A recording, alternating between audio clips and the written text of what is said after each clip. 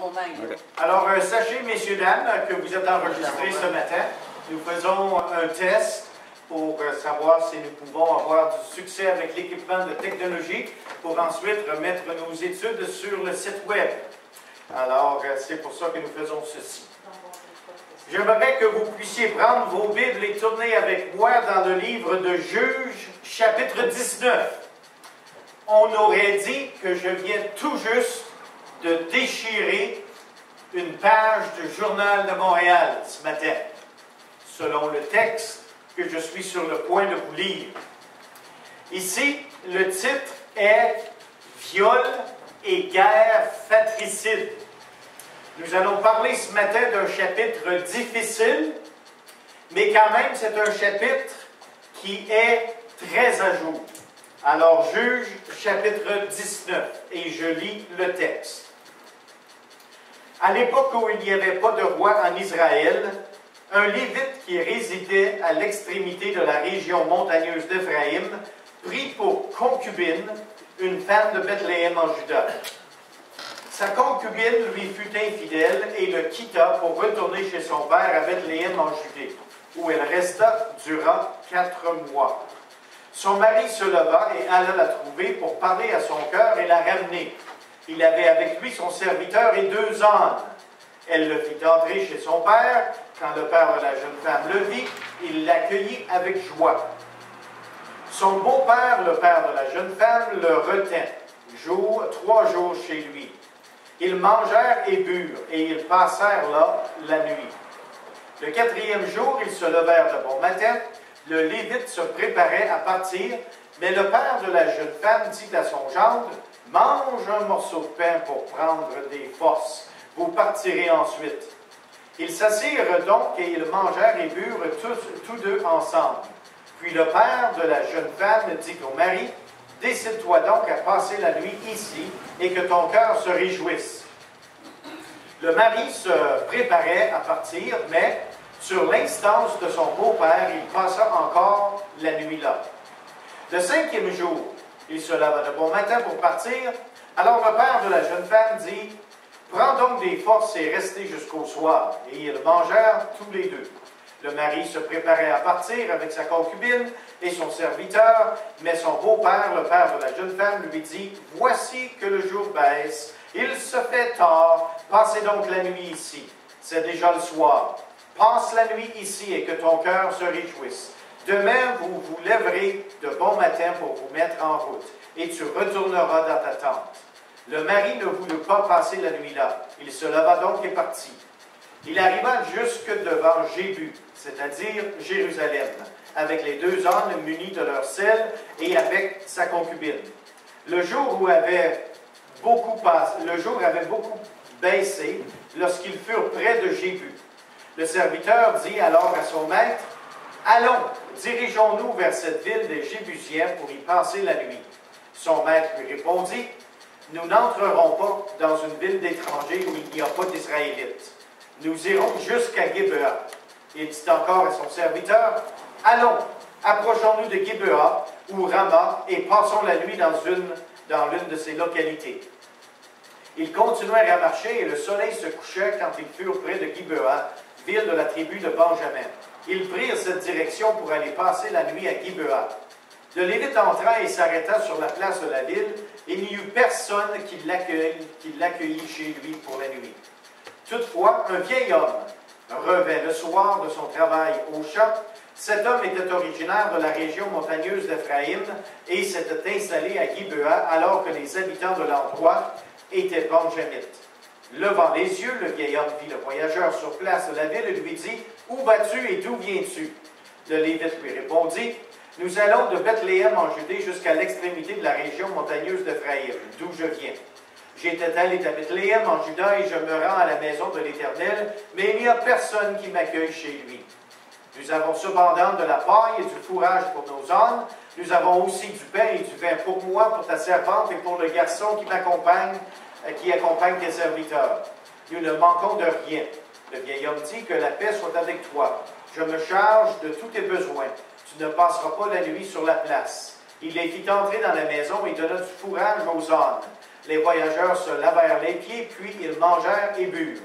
Pendant qu'il était en train de se réjouir, les hommes de la ville, hommes mauvais, entourèrent la maison, frappèrent à la porte et dirent au vieil homme, qui était le maître de la maison, « Fais sortir l'homme qui est entré chez toi pour que nous couchions avec lui. » Le maître de maison se présenta à eux et leur dit, « Non, mes frères, ne faites pas le mal, je vous en prie.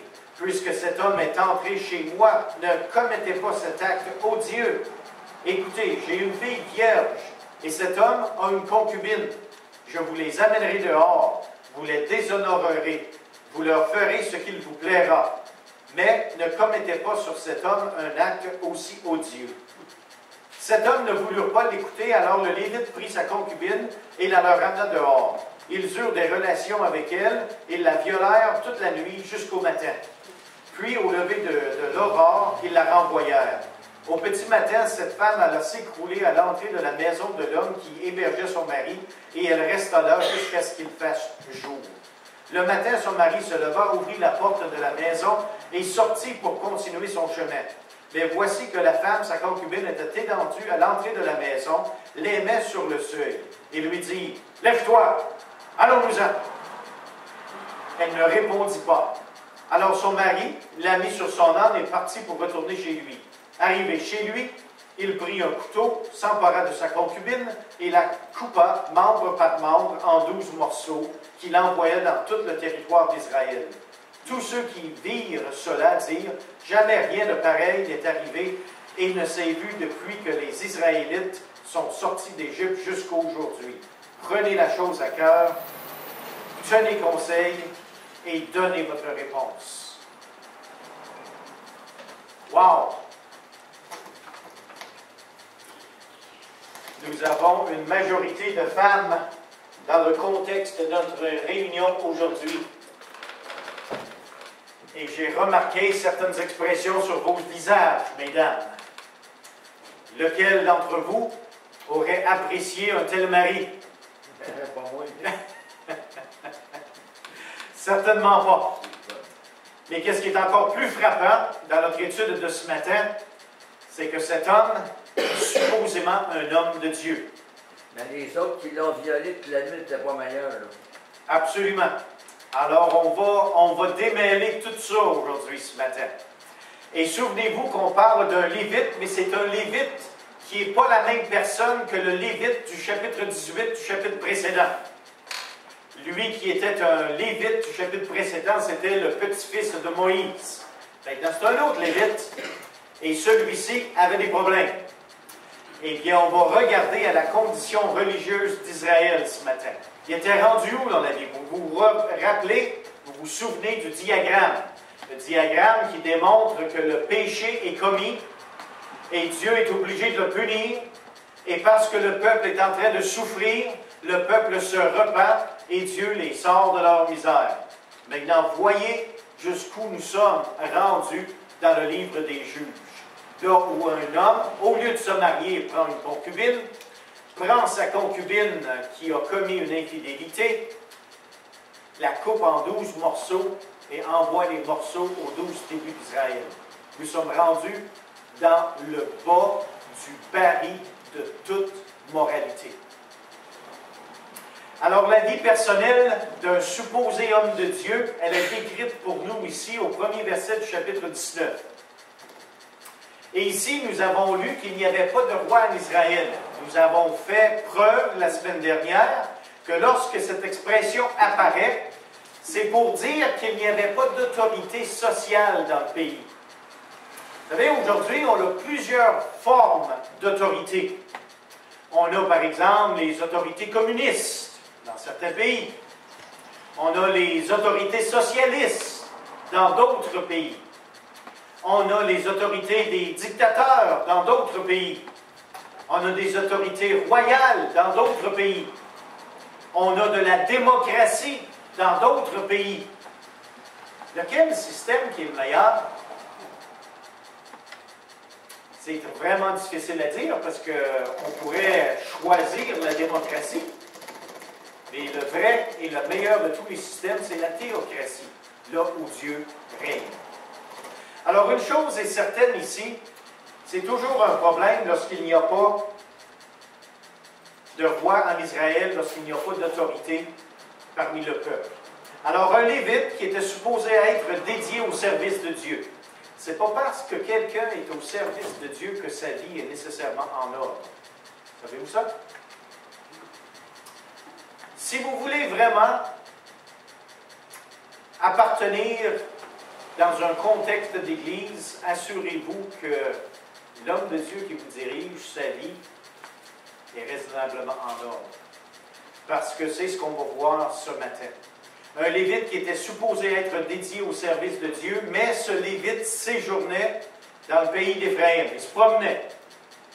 Il n'était pas à gage comme l'autre qu'on a vu la semaine dernière, mais c'était quelqu'un qui se promenait quand même. Toutefois, sa vie personnelle était désastreuse. Il arrive quoi quand la vie du pasteur, ou la vie d'un homme de Dieu, ou la vie d'un missionnaire est en train de s'effriter? Au niveau personnel. On pourrait dire, oui, mais le ministère, c'est sa job. Alors que sa vie personnelle, c'est sa vie personnelle. C'est bien malheureux, mais les deux doivent être honorés si vraiment c'est un serviteur de Dieu qui a été appelé par Dieu. Alors ici, sa vie personnelle était désastreuse, sa concubine l'avait trompé et une séparation de 4 mois s'en est suivie. Un Lévite, un serviteur de Dieu, ça va mal dans le couple, il y a une séparation qui dure 4 mois. Vous aimeriez-vous ça comme directeur ou comme dirigeant? Alors, on a beaucoup à apprendre ici. Un leader spirituel qui a une moralité qui laisse à désirer. Il a pris une concubine pour femme. Alors, on dit, oui, mais on regarde dans notre société aujourd'hui, puis le monde, il n'appelle plus le pasteur pour se marier, hein? Il commence à, viens, on s'en va ensemble, on vit ensemble. Ça s'appelle quoi, ça, lorsque les gens choisissent de vivre ensemble? Ça s'appelle du concubinage. Qu'est-ce que Dieu pense de ça? Eh bien, le mariage est une institution de Dieu, alors que le concubinage, c'est bien ceci, le concubinage est un péché. Nous voulons savoir ce que Dieu en pense. Nous voulons tourner dans Jean, l'Évangile de Jean, chapitre 4. Dans l'Évangile de Jean, au chapitre 4, nous lisons ceci au verset 16. Ici, il s'agit de la femme samaritaine qui était au puits. Et dans Jean, chapitre 4,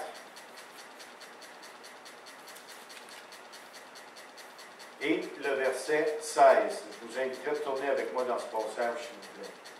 Ici, Jésus dit à la femme samaritaine, « Va, appelle ton mari. » Lui dit Jésus, « Et reviens ici. » La femme répondit, « Je n'ai pas de mari. » Jésus lui dit, « Tu as bien fait de dire, je n'ai pas de mari, car tu as eu 5 maris, et l'homme que tu as maintenant n'est pas ton mari. » Alors, c'est intéressant ici qu'en parlant de la femme samaritaine, Jésus est en train de dire, tu t'es marié, tu t'es divorcé. Tu t'es marié, tu t'es divorcé. Tu t'es marié, tu t'es divorcé. Tu t'es marié, tu t'es divorcé. Tu t'es marié, tu t'es divorcé. Maintenant, tu dis, ça vaut quoi, se marier? On ne se mariera plus, on va juste vivre avec le gars. Jésus dit, tu as eu 5 maris. Il a reconnu les 5. Et il dit, l'homme avec qui tu es maintenant, pas ton mari. Intéressant, n'est-ce pas? La manière que Jésus regarde ces choses. Vous ne pouvez pas séparer votre vie religieuse de vos actions personnelles journalières comme couple. Que nous soyons chrétiens, que nous soyons dans le ministère, que nous soyons dans la direction spirituelle du peuple de Dieu, la vie personnelle de celui qui dirige doit s'aligner avec l'enseignement de la parole de Dieu. En d'autres mots, les bottines, c'est-à-dire nos actions, doivent toujours suivre les babines, ce que nous disons. Les bottines doivent suivre les babines. Vous avez déjà entendu ça? C'est vrai. C'est très vrai, bibliquement parlant. Alors, une chose est certaine ici, la vie de couple d'un leader spirituel, en ce qui concerne le juge 19, Quand la vie de couple est en souffrance et en péril, le ministère est inefficace. On le voit dans la vie de ce couple-là. Le Lévite doit maintenant regagner sa concubine. 4 mois de ministère de perdu ici, minimum, en plus que ça allait déjà mal dans le couple avant. Sa concubine lui fut infidèle. L'infidélité est l'ennemi de la vie de couple qui mine la confiance et nourrit le doute continuellement. Il n'y a pas de pire chose. Pourquoi? Parce que c'est la chose la plus intime. Et quand ça c'est miné, quand ça c'est fait, alors maintenant, il y a des doutes continuels qui s'installent. Saviez-vous que la Bible donne 3 raisons valables de divorce?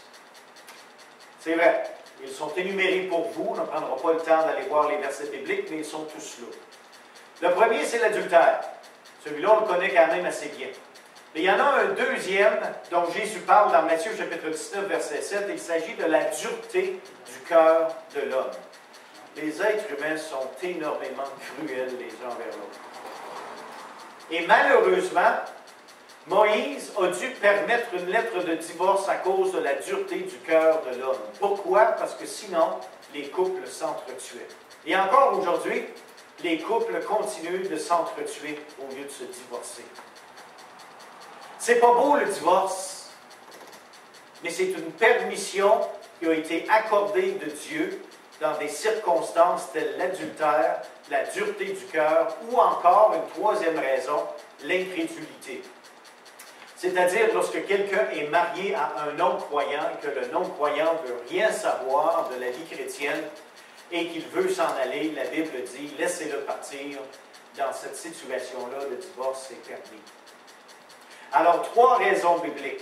Mais la Bible ne pourvoit pas de divorce pour le concubinage.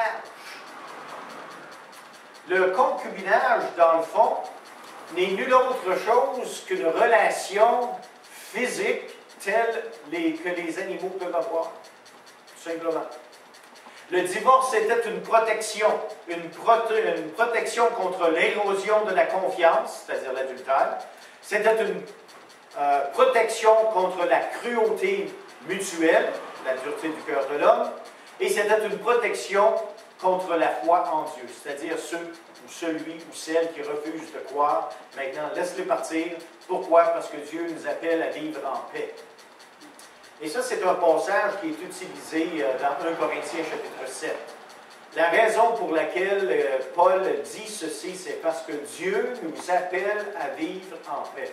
Quand tu es en couple et que tu es constamment en chicane, sur le point de t'entretuer, tu ne vis pas en paix. Et pourtant, toi qui es chrétien, toi qui es chrétienne, se dois de vivre en paix.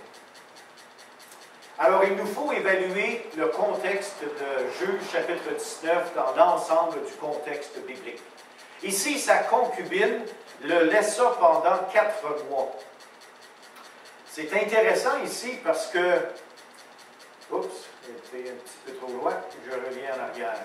Il semblerait que le Lévite s'entendait quand même très bien avec son beau-père.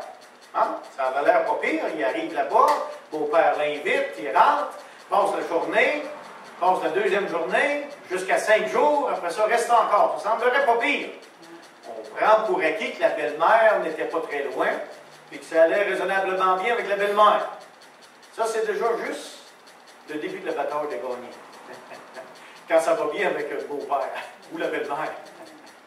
Je le sais parce que c'est une tactique que moi-même j'ai utilisée. Au tout début. Au tout début. Je suis arrivé là pour courtiser Linda. Puis qu'est-ce que j'ai fait? J'ai fait la vaisselle avec la future belle-maman. Elle dit, il est donc fait celui-là! Puis quand je l'ai marié, ça a pris 30 ans avec que je refasse la vaisselle. Madame Marois est en haut, je peux me permettre d'en dire un petit peu. C'est le 5 piastres. Ça, c'est le 5 piastres. C'est correct, on a un agate aujourd'hui. Donc, tout moins cher. Le désir du Lévite de se réunifier avec sa concubine. Avez-vous remarqué les paroles au verset 3? Il dit, son mari se leva et alla vers elle pour parler à son cœur et la ramener. et que ça a l'air fin, et que ça a l'air doux. Pensez-vous? Comment est-ce que vous pouvez mettre une phrase comme celle-là, qui est parti de chez eux après 4 mois pour aller parler à son cœur et pour la ramener? Et au moindre problème, hey, voici ma concubine, faites-y ce qui vous plaira, moi je m'en vais me coucher. Je ne peux pas me permettre de manquer du sommeil. Alors, voici une suggestion. Ces paroles semblent tendres et presque romantiques, mais ça lui a pris quand même 4 mois pour formuler cette phrase. C'est surprenant que ça a pris 4 mois avec que le gars se réveille. C'est 4 mois qu'elle était partie, madame. Des fois, les hommes, ça peut être têtu. Ah, c'est vrai, elle avait été infidèle. Il y aurait eu des raisons. Mais non, il a décidé, on va aller chercher ça. Ben, pourquoi? Eh bien, la manière qu'il traita sa concubine avec les gens de la ville laisse entrevoir qu'il avait besoin d'elle pour d'autres raisons qu'une tendresse romantique, parce qu'il avait pardonné son infidélité. Ben, il n'y a pas juste... il y a bien des affaires pour lesquelles l'homme a besoin d'une femme. Que ce soit pour faire le ménage, que ce soit pour faire le gazon, que ce soit pour faire à manger. Et ça, lui, il n'avait pas. Alors, ici, dans ce contexte, sa concubine lui fut infidèle, et c'est un élément que nous avons découvert. Nous avons regardé à certaines situations, puis maintenant, regardons à la situation ou la condition morale d'Israël, au verset 10 jusqu'au verset 28. Eh bien, on regarde premièrement la condition de voyage. Bien, ça voyageait comment le monde? Bien, non seulement comment il voyageait, mais il avait peur d'entrer dans une ville païenne. À un moment donné, il faisait noir, ça arrivait sur le bord de la noirceur, il y avait une ville, mais c'était des païens qui restaient là. Puis le serviteur, il dit à son maître, au Lévite, il dit, on pourrait aller là, Il dit, le Lévite dit, non, non, non, il dit, on s'en ira pas voir les païens, on va s'en aller dans la ville des Israélites, qui est un peu plus loin. Fait qu'il s'en va là, par le temps qu'il arrive, ben, le crépuscule était arrivé. Puis, dans le temps, bien, tu restais dans le centre de la ville, comme un itinérant, puis quelqu'un passait, puis il te voyait, puis t'invitait chez eux. Et là, il n'y avait pas personne qui l'avait invité chez lui. Il est encore là. Un petit vieux qui arrive. C'est bon, le petit vieux. Il ne faut jamais négliger le petit vieux. Le petit vieux arrive, puis ça m'épate, parce que le petit vieux avait travaillé dans le champ toute la journée. Encore capable, le petit vieux, hein? Surprenant que les petits vieux peuvent faire. Lui arrive, puis après avoir travaillé toute la journée, il pose des questions, puis il dit, viens-t'en chez nous. Il prend soin de ses hommes, il nourrit, fait à manger pour l'homme, le serviteur, la concubine. Il était sur le party, là, ça allait bien. Quelqu'un cognait à la porte. Les hommes méchants de la ville. Ils disent quoi? Ils disent, fais sortir l'homme. Initialement, il n'était même pas intéressé aux femmes. Fais sortir l'homme pour qu'on puisse coucher avec lui. Ça, là, c'est dans la ville des Israélites. C'est même pas dans la ville des païens. Eh bien, la condition d'hospitalité ici, il n'y avait pas personne pour les accueillir à coucher. Mais la perversité morale des gens de la ville était des enfants d'Israël, et ça, il faut s'en rappeler. C'est pas parce que quelqu'un se dit chrétien qu'au point de vue moral, ils suivent l'enseignement de la parole de Dieu. C'est pour ça, maintenant, que nous commençons à avoir des supposées églises évangéliques homosexuelles. Bien. Oui. Ça fait déjà longtemps que ça existe en Floride et en Californie spécialement. Dieu est amour. Il faut aimer tout le monde. Et nous, on démontre notre amour entre hommes et en femmes, en tant qu'homosexuels et lesbiennes. Comme je vous disais tout à l'heure, on dirait qu'on vient de déchirer une page des nouvelles du jour. La perversité morale des enfants de Dieu. Écoutez bien ceci. Il était contre l'homosexualité, mais il était pour la prostitution, il était pour l'immoralité, et il était pour l'abus sexuel sévère. C'est surprenant que l'homme de la maison, il dit, ben, faites pas un si grand péché. Mais j'ai une fille ici qui est vierge, puis lui, il a une concubine, on vous amène ça dehors, puis nous, on continue, puis vous autres, vous faites ce que vous voulez. Puis quand ça n'a pas marché, l'homme a finalement pris sa concubine, puis il l'a envoyé dehors. Puis la femme s'est faite abuser par les hommes mauvais de la ville pendant toute la nuit, jusqu'au début du matin, à un tel point où finalement elle s'est traînée jusqu'à la porte. Et quand le Lévite a ouvert la porte, elle avait les deux mains sur le seuil de porte. Hey, hey, le malade. Ouvre la porte, puis qu'est-ce qu'il dit? Oh, pauvre femme. Non, lève-toi, envoie, c'est le temps de partir. Pas tout à fait les mots de tendresse qu'on a vu précédemment.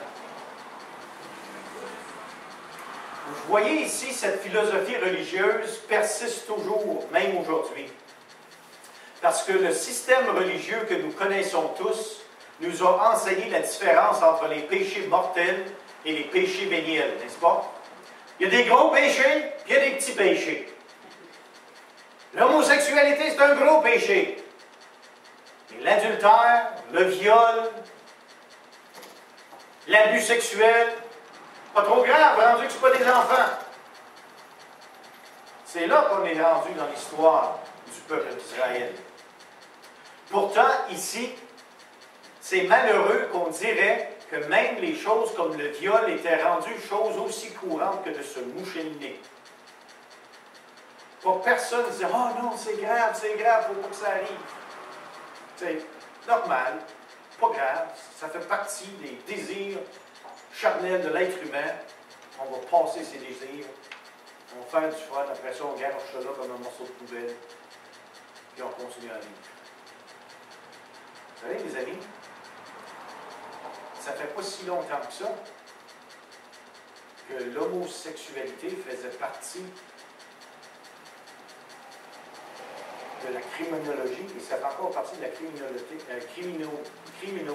vais dire en gros, dans certains pays aujourd'hui.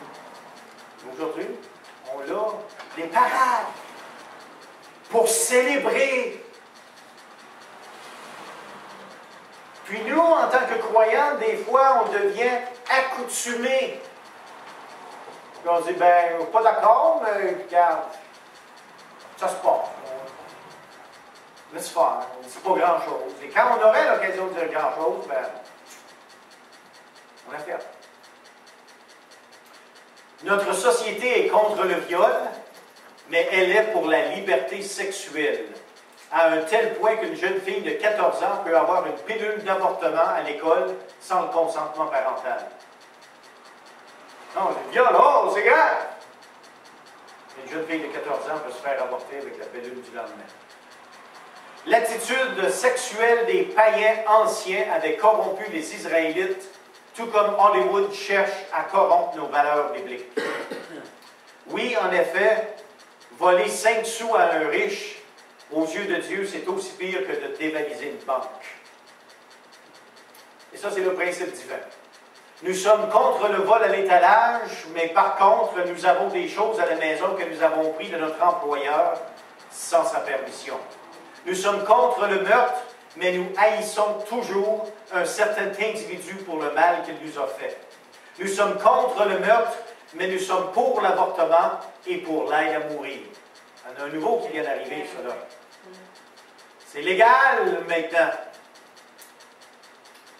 Alors vous voyez qu'à travers les années, on diminue toujours le standard de moralité, jusqu'au point du dénominateur commun le plus bas pour satisfaire la majorité de notre pays.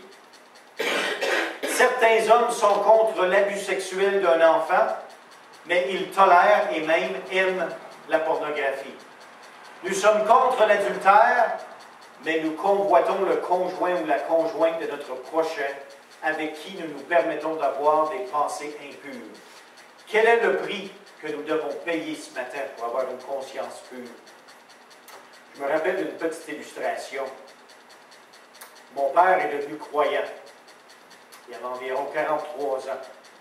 Mais avant qu'il ait 43 ans et qu'il devienne un croyant, à un moment donné, il avait décidé d'avoir une télévision.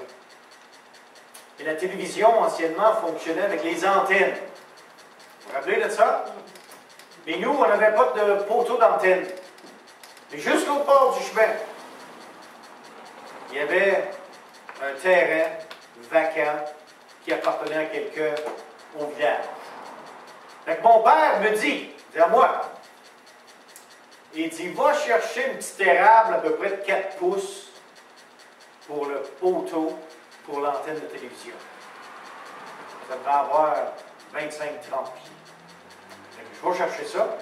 C'est pas parce qu'on n'avait pas chez nous, mais il fallait y aller pendant 1 mille avant d'avoir les érables. Et au bord du super, c'était bien plus proche.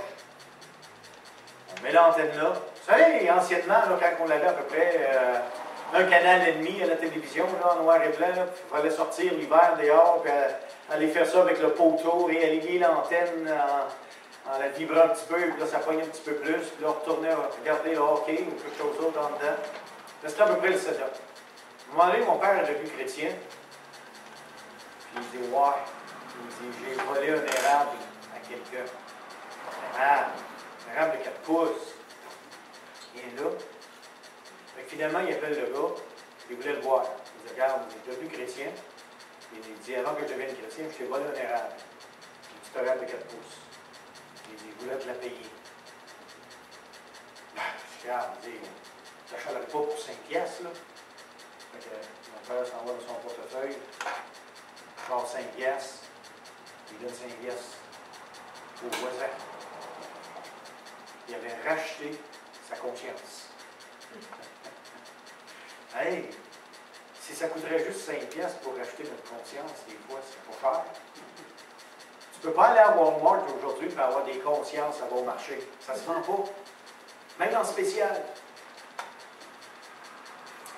Au niveau moral, il peut se passer bien des affaires dans notre vie quand personne ne regarde. Quand personne nous voit. Ou on pense que personne nous voit. Ça coûterait combien pour avoir une conscience claire ce matin? Cette histoire est